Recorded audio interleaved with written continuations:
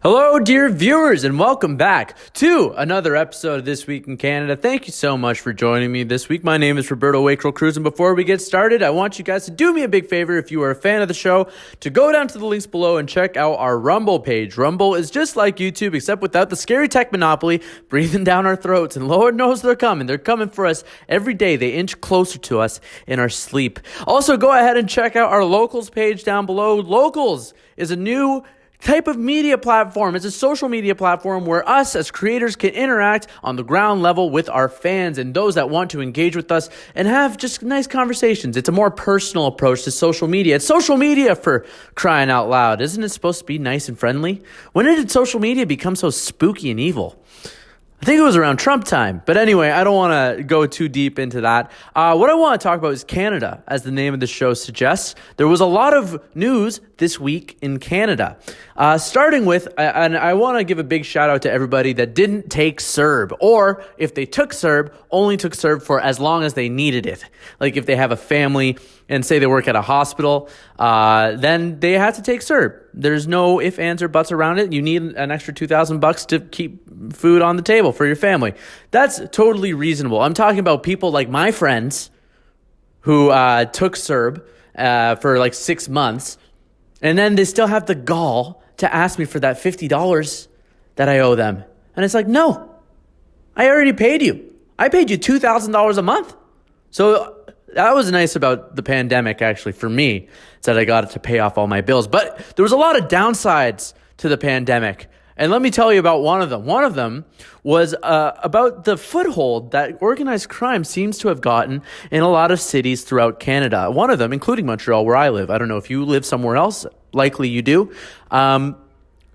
Several big cities have seen spikes in crime that are definitely worrying, but it's not just crime. Like if it was carjackings, then everyone would be like, gosh, just lock your doors and make sure, you got insurance. But it's like people getting killed, people getting shot on the streets by not rifles, not by legal gun owners, but by gangs. These are criminal gangs. And it turns out that these gangs were being funded by that very same CERB that my friends were mooching off of. Isn't that really just great? This sounds like such a good government program. I still remember that day when Trudeau said that everybody was going to get $2,000 a month for free. And I was like, gosh darn it, doesn't that sound nice? I wish I could get fired. No. But anyway, as it turns out, a Quebec Superior judge ruled and found, after some trial, that we'll put the article up on the screen here, that up to $100,000 was being given to organized crime in the city of Montreal through the CERB benefit. This actually coincides completely with an earlier report by La Presse. La Presse is like a Quebecois kind of newspaper that said a very similar thing. They had a insider source, like a criminal that went to the press, which I can only imagine. How do you even get started with that? I would imagine you could get killed for that. But good for that guy for coming out and saying, hey, we're actually just chilling on CERB. It rocks. So they found $100,000 was going to organized crime, and we actually can see this festering in the streets of Montreal. Not so much where I live, it's in Montreal North, Montreal Nord, where you see a lot more crime, a lot of shooting crime, and a lot of crime of like young people. Very sad. 14 to 16-year-olds going out if they're walking at like 8 p.m., 9 p.m. in the dark, because it gets dark here and everywhere at like 3 p.m. now. They just go for a walk, wake up dead. Done. It's very sad. And police have actually attributed this to a potentially type of very sinister game where gangs, for initiations, it's very common to just go and shoot some random guy in the back of the head. And then that's how you're a made man now or whatever. So very sad. So what are we doing exactly to remedy this? You would hope with, gangs on the streets shooting people that we have legislation at least coming in place or some type of action being taken by our dear leader, Justin Trudeau. Action's being taken, but it's in the wrong direction. So I'd like to introduce you to a bill that my jaw kind of dropped reading. It's called Bill C-22. It seems like every bill that these guys introduce is bad. I'd like to hear about a good bill that the Trudeau government's passed. So let's pull up Bill C-22 up and explain what this does a little bit in a little bit of detail. What it really, a lot of it aims on reducing mandatory minimums. So if you're a drug addict or if you're supplying someone's drug addiction, you don't get as serious of a consequence. So like say if a friend of mine got caught with like a baggie of like Coke or something, then he would be thrown away for like not life, okay? Or like it wouldn't be that he has to stay in jail for 2 years, okay? But what this bill also has a bunch of side effects that seem like it should be the primary focus, where gun smugglers and gun crime is also treated as basically a slap on the wrist. This is totally not what the Canadian population wants. We see studies being published. I think it's 47% of Canadians feel like their communities have gotten more dangerous and need to be safer. We could put up that study on the screen. Of course, this is not being remedied at all by the Trudeau government because they're after the long gun guys. It doesn't fit in my brain. If I saw a guy going on the street and he had a long gun, like when would you ever see that? That's a guy on like a mass shooting rampage. And that doesn't happen too often. What happens more often, what the most gun deaths are some young kid, I'm not going to make a joke, some young kid with a gun goes with a handgun that he bought that got smuggled across from the States, goes and shoots a guy 16 years old, dead, wakes up dead. Not a great bill. So that's one thing that's happening in Canada. Again, if you didn't take CERB, then good for you. I didn't take CERB. If you needed it, that's cool.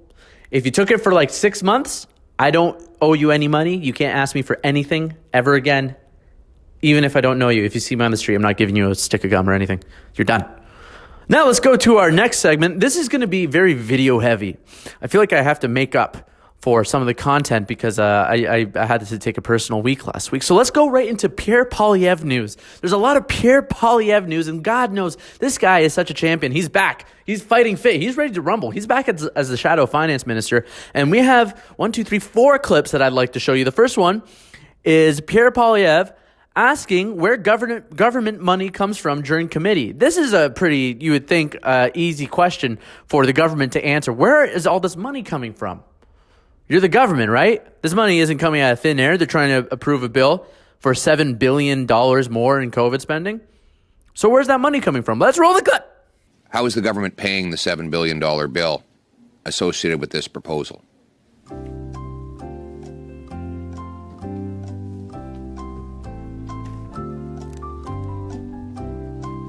That question is directed to who, Mr. Poilievre? Anyone who wants to answer it.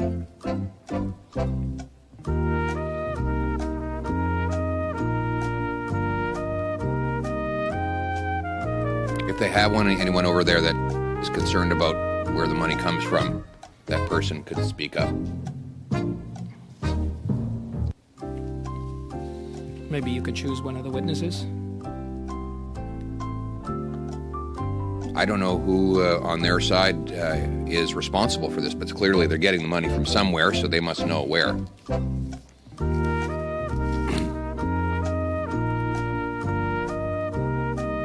Anyone here from Finance Canada? I see Mr. Baylor. Mr. Chair, I can provide a high-level response, but I'm afraid I won't be able to answer directly the honourable member's question. So we're not going to roll that whole clip, but if you'd like to watch it, we could put the link in the description below. That goes on for 5 minutes. Nobody answers for 5 minutes. Nobody can answer where money comes from. I'll tell you where it's coming from. It's so cold in Ottawa today. I saw Justin Trudeau with his hands in his own pockets. The next clip we're going to show is Pierre Poilievre calling out Trudeau Freeland for using left-wing media resources. This is during a little butting of heads that we're seeing very often now because they're counterparts. Poilievre is Freeland's counterpart, as she is the finance minister. Freeland just saying, hey, you're using left-wing media resources to kind of prove your point. Isn't that funny? I mean, you fund them. Let's roll that clip. The honourable member for Carleton. Well, the member loves to quote the liberal state-funded media to defend herself. Well, let's do that. Let's do that. Let me quote the Globe and Mail. The Liberal government is asking Parliament to approve billions in new spending during a brief 4-hour sitting in Ottawa, but is facing questions because it has not released full accounting of how it spent more than $600 billion last year. Mr. Speaker, we don't know how this deficit ranks because they won't release the public accounts. All we know is that they have flooded the economy with over $500 billion of deficit spending, driving up, for example, housing prices to the second highest in the world. I would like to apologize to Pierre Poilievre for my impression of him there. Wasn't very nice. No harm, no foul. Let's move on to our next clip. This is Pierre Poilievre taking on Justin Trudeau. Now, Justin Trudeau has this, Pierre Poilievre has this new trend that he's been using. We talked about it in the last episode. It's called just inflation. I like to take credit for it as I use it in a bunch of headlines. I came up with it in my head. Of course, I'm sure some of you may have thought of it before, but I brought it to the mainstream, okay? I'm going to take credit for that. Poilievre can have it. He's a homie. I don't want him to have, I'm not going to sue him. All right? So let's roll the next clip of Pierre Poilievre really laying it on thick to Justin Trudeau, where he's talking about, hey, this inflation is hurting people that use their paychecks, that use their income, and don't live off their assets like you, Mr. Trudeau. In fact, Trudeau, how much has your mansion in the Laurentians increased in value since this pandemic started? That's an interesting question. I want to see what Justin Trudeau said. He didn't answer, but let's roll the clip. Member for Carleton. Well, the Prime Minister got confused when he was asked, what is this famous middle class he's always talking about? It turned out, he said, it's those people who live off their income instead of their assets. Except that inflation hits folks who live off income the hardest because their paycheck is worth less, while helping those people like him who live off of ancestral assets. Their assets appreciate and inflate in value. So maybe the reason he doesn't think about inflation is because he benefits from it. For example, can the Prime Minister tell us how much his mansion in the Laurentians has inflated in price since he took office? The Right Honourable Prime Minister. Again, Mr. Speaker, we see the Conservatives choosing to focus on me when they should be focused, like we are, on Canadians. Now, with all the spending that Justin Trudeau's doing, you would hope that they have some sort of idea, some kind of tab on what exactly the federal debt is. Or at least maybe his finance minister, Trudeau and Freeland, the deputy prime minister, she should know what the tab is for all this spending, right? Well, this is what happened when Pierre Poilievre asked her just straight up, hey, what is the debt? Do we know the debt? Let's roll the clip of Trudeau and Freeland's answer to that question, which you can find very easily on the website Debt Clock, Canada Debt Clock. It's right there. It goes up 400 million every day. It's like 1.2 trillion, I think, something the last time I checked. It's just an inconceivable number that the finance minister should know. So let's roll that clip. What is the total amount of public and private debt in Canada today? We are going to give a full report on Canada's public finances on Tuesday. But I am happy to say that the net worth of Canadian households is up 22% from the beginning of the crisis, and that in Q3 the household savings rate was 4%. The question is was 11% of compared Canadians to 3.4% in. Sorry, Minister. Just for the interpreters, it is very difficult. The crosstalk that happens when you interject and not allow just the finishing, at least of a sentence. So allow the minister just to conclude her remarks. Well, it was the question was, what is the total debt level, public and private, in Canada today? Just looking for that particular number. And I am happy to say that on Tuesday, just a few days from now, we're going to give a full public accounting. But I am pleased also to remind the member that the savings rate of Canadians was 11% in the third quarter, up from 3.4% between 2010 and 2019. Question for Mr. Leswick. Does he know the total debt, public and private, that exists in Canada today? I believe that the rule is that the questions go to me here. Is he a witness? He is a witness. I just thought he might have the number. Witnesses do questions have can be posed to him. Can, okay, Nick, yes. go ahead if you wish.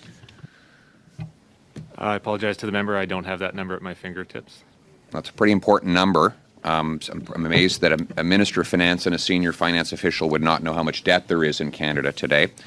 What would be the total cost for if there were a 1% average increase of interest rates on Canada's national debt per year? Just the number. And here, just let me say, when we publish the economic and fiscal update on Tuesday, we will include, as we did in the budget, as we always do, downside and upside risk scenarios. Chrystia Freeland said that she will have the figures for that next Tuesday. There is a joke that I cannot say about Chrystia Freeland having something next Tuesday. I'm not going to make that joke, but I think you know what I'm talking about. It's misogynist. Now let's move on to the next segment. It's a little bit of just China talk. Let's talk about China a little bit. China's still just messing everything up. They're hosting the Olympics again. I swear they were just there. How come the Olympics are always in Russia, Brazil, or China? Or like the World Cup and the Olympics, just like going to corrupt countries that are going to pay them like tons of money. Like the World Cup's in Oman, I think, this year, or like Saudi Arabia. And it has to be held in the winter. Like, who's going to watch that? No, not me. I'm not going to watch that. I like to watch the World Cup in the heat. But anyway, China is back at it again. So, as you know, China, they're killing a bunch of their minority Uyghurs. There's a genocide ongoing, a cultural genocide, where they like to make sure that the women there aren't breeding machines, as they like to put it. They're eradicating their culture in favor of the new kind of Han culture that they have there.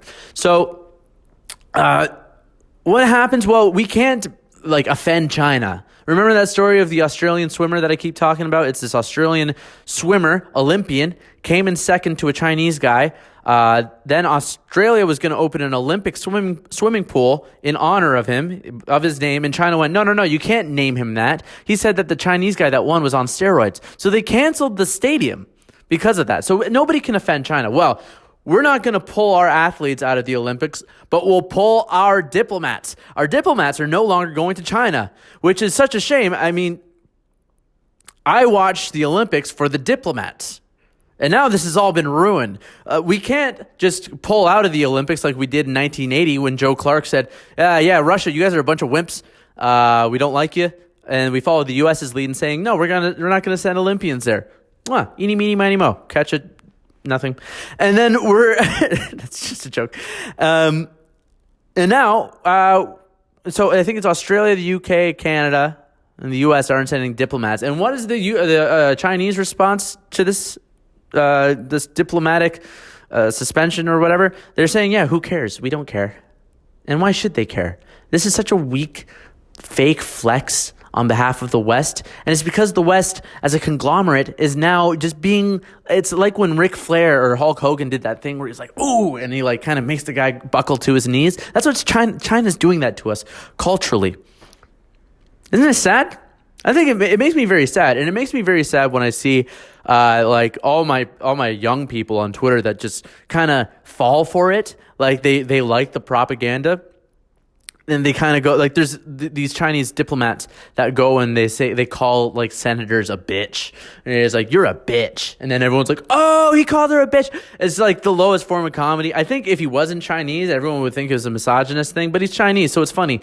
I hate seeing young people fall for that. I mean, you don't have to love the U.S. I'm just asking that you don't love China, or like, you know, go for Chinese food, enjoy their culture and theater. Why are you? Like, you're bootlicking communists now? Authoritarians more so? Not really communists? Come on, let's get over it. How long have I been going on here for? Yeah, going on for a little bit of a long episode. But I like this. I get to talk about everything that's been going on this week. So I want to talk about, and I'm doing this all in one take. This is such a good time. Omicron update. Omicron's here. Omicron's going wild. If you've heard about Omicron, I mean, you probably don't care. I know I don't care. So South Africa has seen a huge spike in cases. It's haywire, but nobody's going to the hospital. I mean, I've seen this joke on Twitter. Alec Baldwin's killed more people than Omicron. That's pretty funny, I guess. That is true. Omicron hasn't been linked to any deaths, but it is all over Canada now. You have cases in Thunder Bay, Montreal, Toronto. I think I just saw 4 in BC. It's looking like this Omicron thing, not very deadly. This is how the Spanish flu ended, by the way. This is how Spanish flu ended. It got so unstable, and viruses want to reproduce and live. So if you're killing the host, you can't reproduce. So you're going to go to the next guy. You want your virus to be as contagious as possible. And then the more mutations it go through, it's going to get less deadly. That's awesome. That's what's kind of, we don't know. It's too early to tell. But it looks like that's what's happening. I mean, there still hasn't been a single death associated with Omicron, but this is the question that I'm going to pose to you. Let's say Omicron is just like the least deadly and most contagious thing that you can catch on the street. What are the odds that this COVID thing ends? This is the fear that I think a lot of people have. A lot of people are in like an abusive relationship with their government. They're being like emotionally manipulated by their presidents and prime ministers, where they're enjoying living in fear now. It's very spooky. In fact, I don't like to see it. So let's say Omicron, everybody gets Omicron, and then we're all immune. What are the odds that the Trudeau government listens to the science and then just like lets this all go? I think it's goose egg, baby. I think it's about as low as that. And actually, you know what? I guarantee this. Let's talk about Prime Minister Justin Trudeau's new health minister. I think his name is Jean-Yves Duclos. I'm sorry, I should have written that down. Duclos.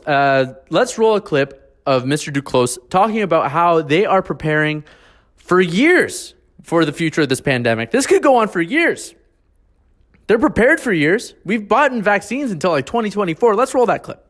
And this morning I had a meeting with Minister Elliott, the health minister in Ontario, and we recognize obviously quickly that there will always be, unfortunately, people that will be infected with COVID-19, and some of them will have severe symptoms, and it's a lot better to avoid these people having to go to a hospital, and for all sorts of obviously personal and public health reasons, and that from great news that Philomena shared with us this morning is a very significant step in further enhancing the tools with which we can use over the next months, possibly even years, in order to protect both the people and the healthcare system. And then finally, let's roll this clip to say goodbye. It is of Jordan Peterson explaining kind of what's going on in Canada right now. It's from, I think, his first or second Joe Rogan appearance. What a brilliant guy that is. Thank you so much for joining me. Again, you should check out our locals, check out our Rumble, check out the Post Millennials membership page. For as little as $5 a month, you can join. You can just give a donation if you are so inclined, if you are able to. We're still going through our ad war with these lefty lunatics who like to call us Nazis, even though we're just talking about how Justin Trudeau is ugly. So go ahead and tell us what you liked in the video. Give us a like, subscribe, go to the links below, all that fun stuff. Thank you so much for joining me, and I'll see you again. I just don't understand how it gets to the point where things get to terrible places one tiny step at a time. You know, if I encroach on you and I'm sophisticated about it, I'm going to encroach 2 millimeters. I'm going to encroach right to the point where you start to protest. Then I'm going to stop. Then I'm going to wait. Then you're going to calm down. Then I'm going to encroach again right to the point where you protest. Then I'm going to stop. Then I'm going to wait. And I'm just going to do that forever. And before you know it, you're going to be back 3 miles from where you started, and you'll have done it one step at a time. And then you'll go, oh, how'd I get here? And the answer was, well, I pushed you a little farther than you should have gone, and you agreed. And so then I pushed you a little farther than you should have gone again, and you agreed. And if anybody's interested in this sort of process, and this is a horrifying book, if you want to read about how this process works, you can read a book called Ordinary Men.